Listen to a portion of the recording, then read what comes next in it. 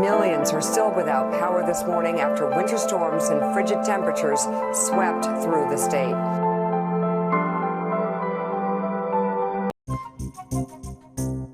Look, Israel for the last number of many years has been in bed with the far right around the world, with white supremacists, with fascists who are patently anti-Semitic. From Trump in the White House just weeks ago, to Orban in Hungary, to Bolsonaro in Brazil, to Modi in India, and all the fascists across Europe are Israel's best friends.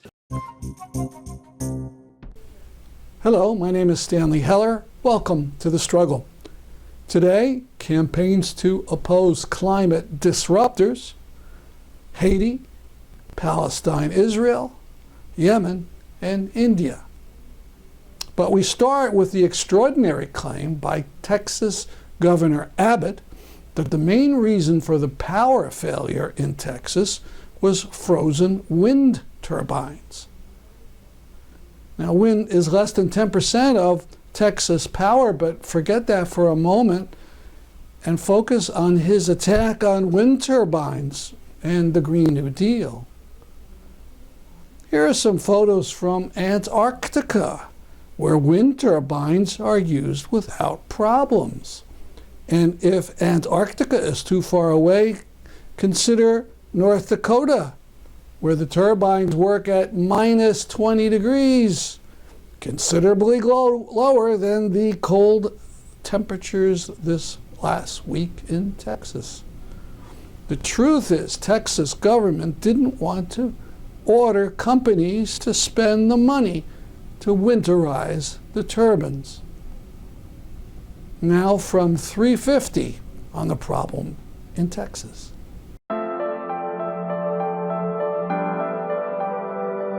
Millions are still without power this morning after winter storms and frigid temperatures swept through the state.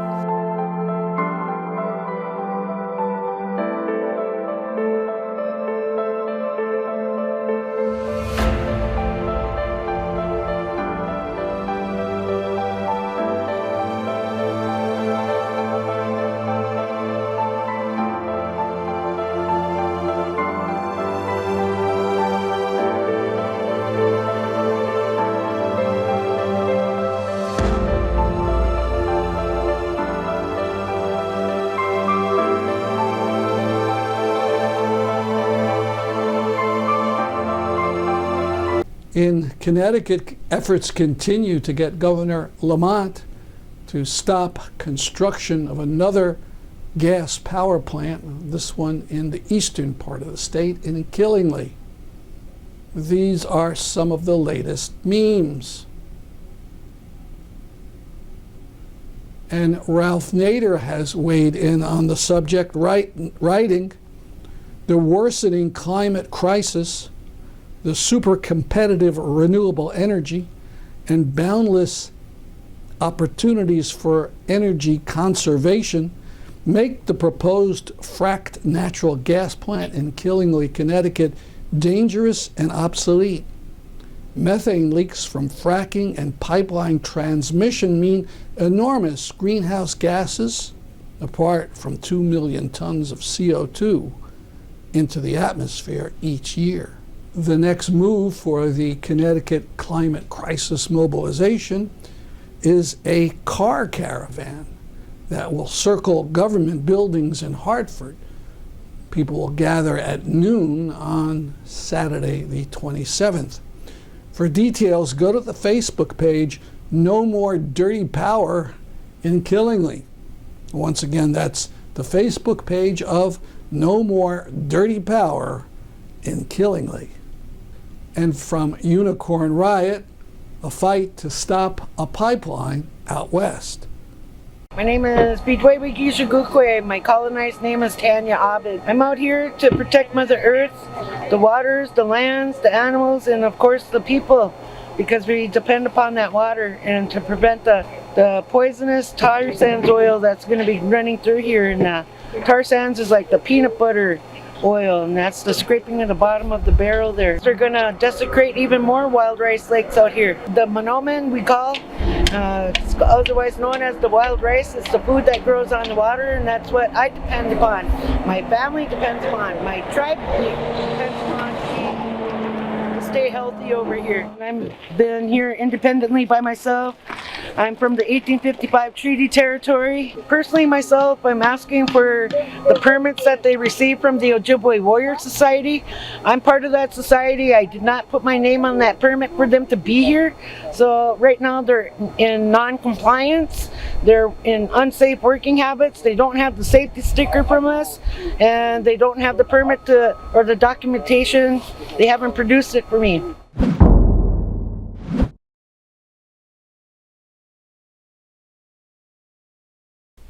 Now a bit of video of demonstrations in Haiti where a president thinks he can just lengthen his term of office. Wonder where he got that idea.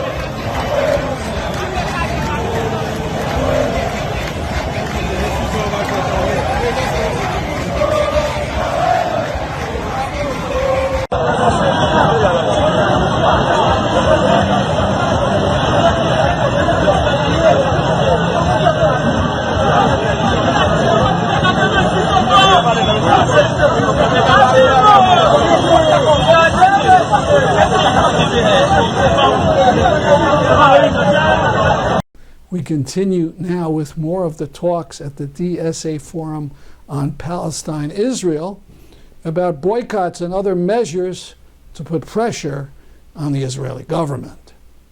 And just briefly on the part about BDS and its relationship to the Black freedom struggle in the United States. I think it's important to use the movement for Black lives as a framework, but I think a better framework too would be the Black liberation movement. Certainly the movement for Black lives is part of the Black liberation movement, but the MFBL is not all the way representative of all of its political formations and tendencies. So in my estimation, the movement for Black lives represents one aspect, very important aspect and time period of Black struggle and support for Palestine and BDS. But when we use the term Black liberation, I think it situates the current era of Black struggle in its proper historical and international tradition.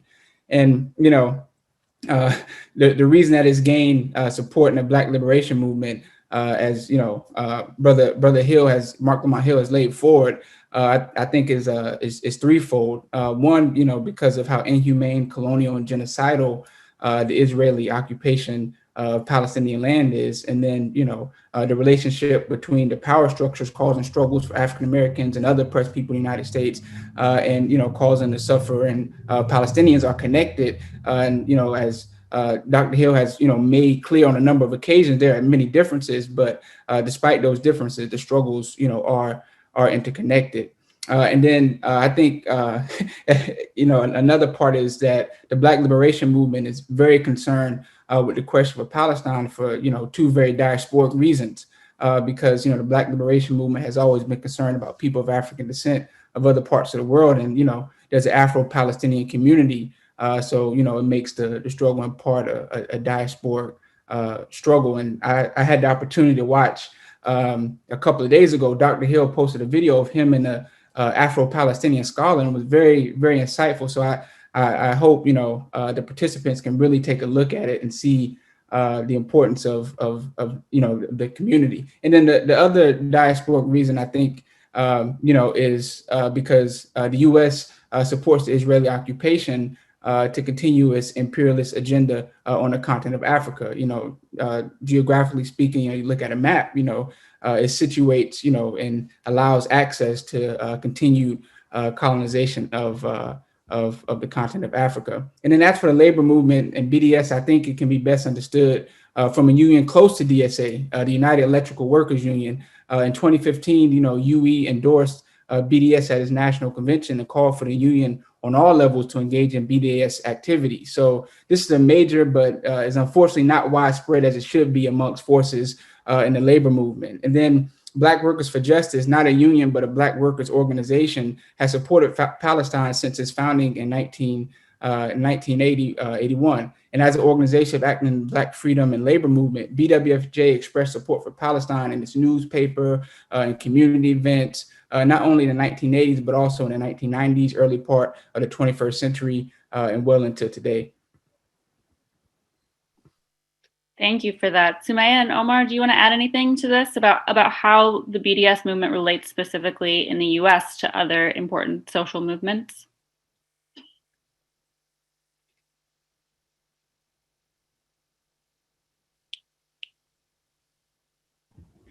Yeah, I can go ahead very, very briefly. I think what Mark Lamont Hill and Ajamu put forth are probably some of the most important. But I think beyond that, when you just think about what BDS is, this call to boycott, there's a rich tradition in the US of boycotts and how powerful they are and how they work. I mean, history has taught us that they work. So I think for that reason, there's a lot of traction in the US around BDS. As a tactic and as one that can cause real material change on the ground beyond just sloganeering and propaganda and protests, but like a very active material way to change the material conditions on the ground. And I think that's one that any movement demanding change, any movement coming up against the status quo in the United States can easily incorporate into what they're fighting for. And as Ajamu, I think, really made clear, this is part of coming up against US militarism. Israel is a large component of what it means to go up against the bloated Pentagon budget, and what it means to think about why aren't we investing in healthcare in the United States? Why aren't we thinking seriously about climate change? And the list goes on and on.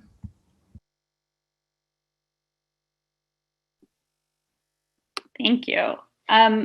So you touched on this a little bit, but why do you think BDS continues to gain such traction in the United States and around the world? Is the question for me, Olivia? It's for everyone, but go ahead. Oh, okay. Well, I can start, I guess. I think there are many reasons. In the United States in particular, it's important because our oppression has made in the USA written all over it.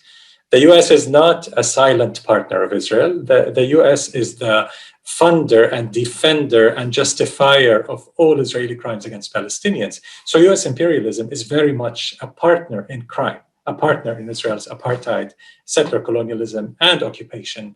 This entails a certain moral and legal responsibility for people in the US, a quasi-democracy, more or less, although the last 4 years, the quasi has gone and democracy has gone, it became completely undemocratic, but more or less it's a democracy where people have some responsibility, some power to affect some change, keeping things relative there. So there's a responsibility because the US is enabling Israel's apartheid and militarism against us and war crimes against us.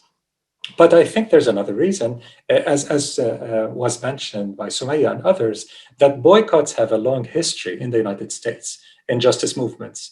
Rosa Parks and Martin Luther King and the grape workers, farmers in California, and others and others. There's so many great boycott examples. The US Supreme Court considers boycotts a matter of freedom of expression, defended in the First Amendment of the US Constitution. So even in the Trump era, even Trump could not criminalize BDS as much as he and the lobby behind him wanted him to criminalize BDS. He has not succeeded, really, because of the freedom of expression, freedom of speech amendment in the US Constitution. So I think there's this moral responsibility and there's this affinity to a nonviolent kind of action that is strategic, that is anti-racist. And that's a key point. I think the anti-racism, we haven't mentioned that yet. BDS is very deeply, very categorically opposed to all forms of racism, anti-Black racism, obviously, but also all kinds of anti-LGBTQ discrimination, misogyny, sexism, Islamophobia, and certainly anti-Jewish racism, anti-Semitism. We are absolutely opposed to that.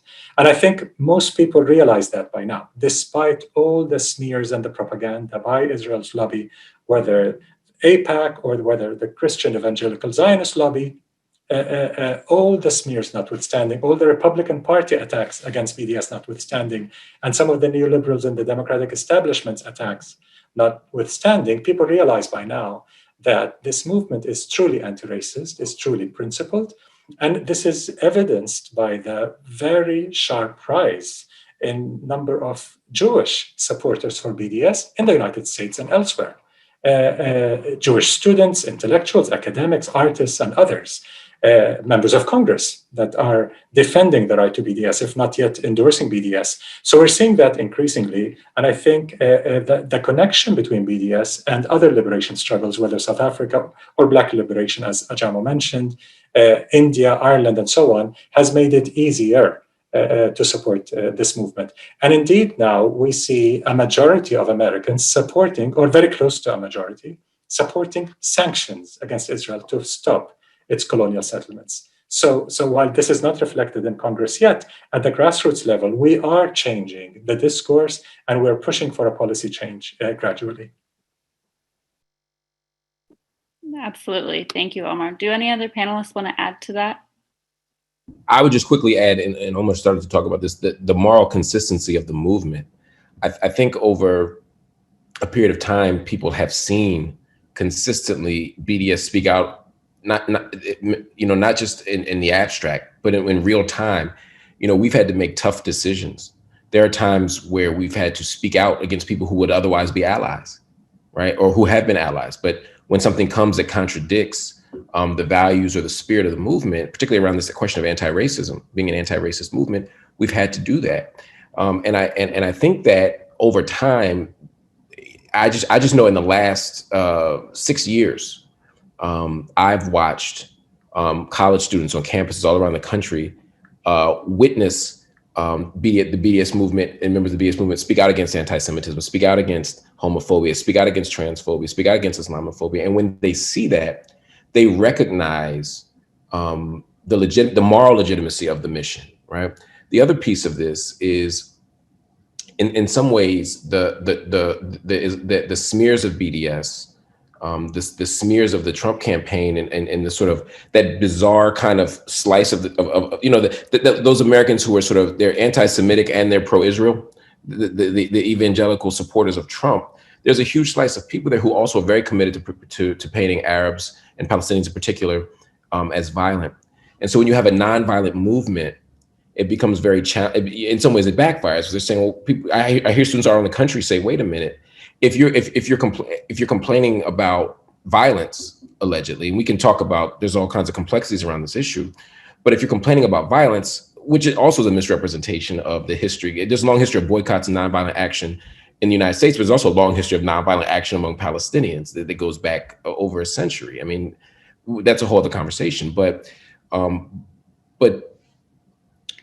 when they see a nonviolent alternative that is principled, consistent, and asking for very clear-cut demands, the college students are saying, "Wait a minute, this isn't adding up. Why can't we? Why can't we do this? What about our free speech? If we can boycott Hobby Lobby, if we can boycott, if we can boycott Chick-fil-A, people say I'm not going to eat a Chick-fil-A because of this agenda. People are saying we should sanction this country or sanction that country. We should divest from this place, that place.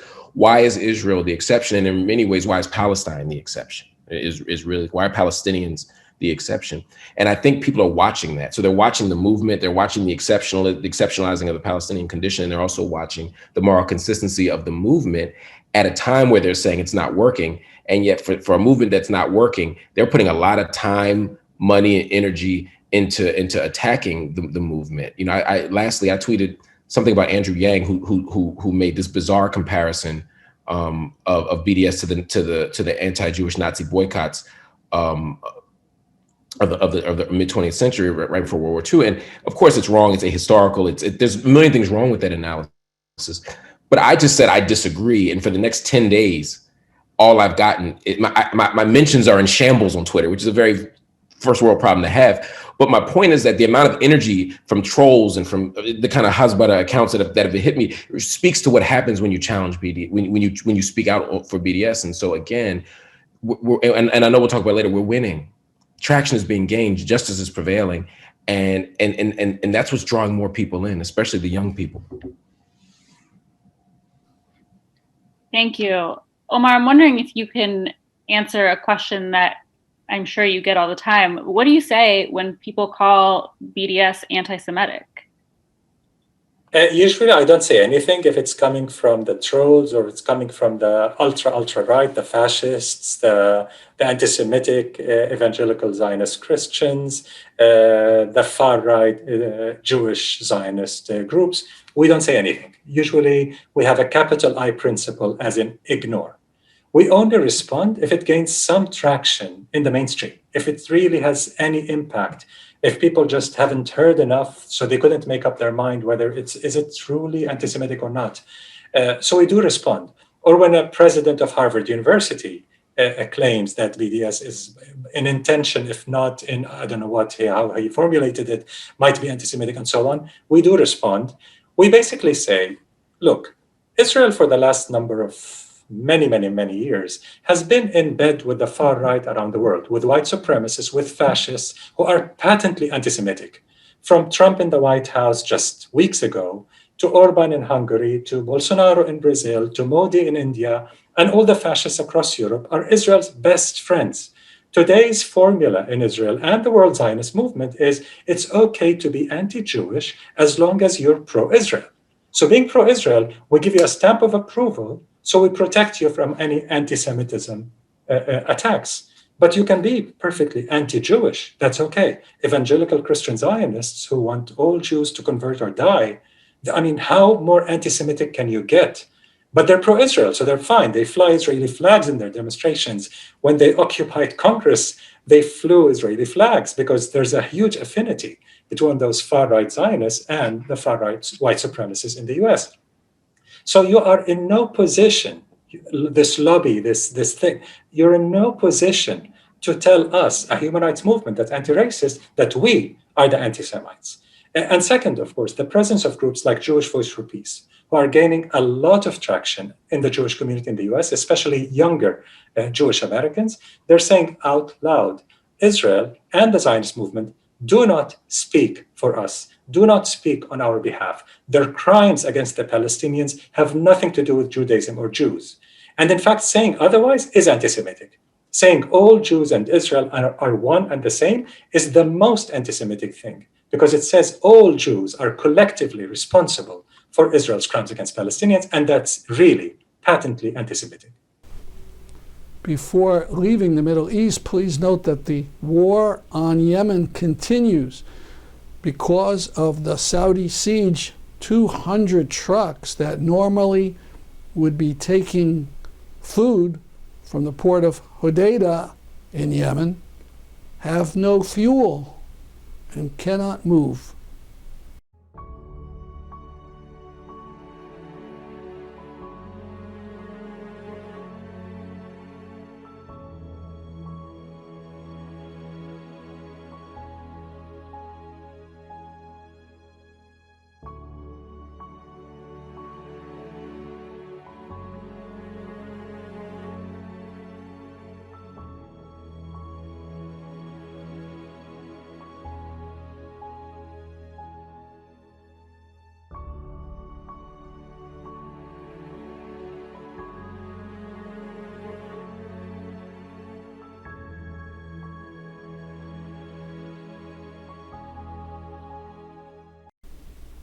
Also on Saturday, 27th, RPM, Revive the Peace Movement, and other groups will be holding a forum online.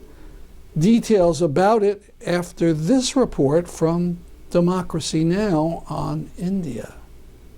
This is Democracy Now!, democracynow.org, the Quarantine Report. I'm Amy Goodman with Nurmeen Sheikh as we turn now to India, where farm workers are continuing to take to the streets to demand Prime Minister Narendra Modi repeal 3 highly contested agricultural laws. Farm workers say the laws, which seek to deregulate markets and allow large corporations to set prices, threaten their livelihoods. On Saturday, tractors, trucks, and tents blocked traffic around India for several hours. A 4-hour railway blockade blockade is planned for next week as protests show no sign of slowing down.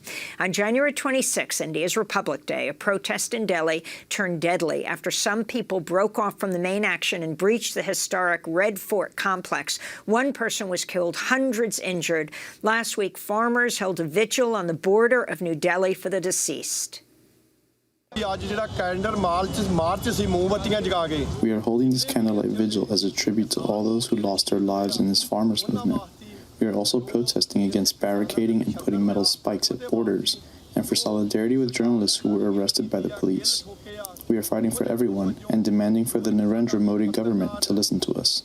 Dozens have died since the start of the protests. Many deaths were caused by the harsh winter as tens of thousands of farmers have camped out in the cold on the outskirts of New Delhi and other parts of India. The UN and rights groups are calling for Indian authorities to respect the right to peaceful assembly and stop its crackdown on the protesters, including internet shutdowns and censoring critics. Twitter's just come under fire after it blocked hundreds of accounts at the behest of Narendra Modi's government, which Twitter says threatened to lock up its local employees if it did not comply. Meanwhile, earlier this week, authorities raided the offices of progressive news site NewsClick, which has been closely covering the historic farm workers' uprising.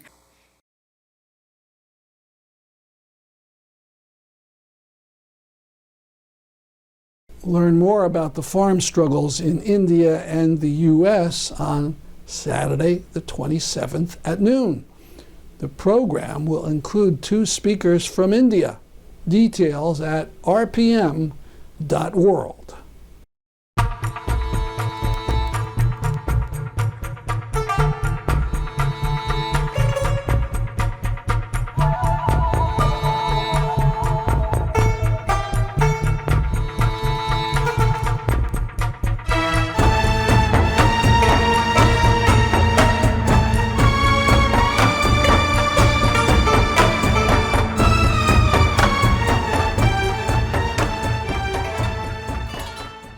That's our program for today. See you next week at this time. Stay active, folks. Get your shots, wear your masks. See you next week. I'm Stanley Heller for The Struggle.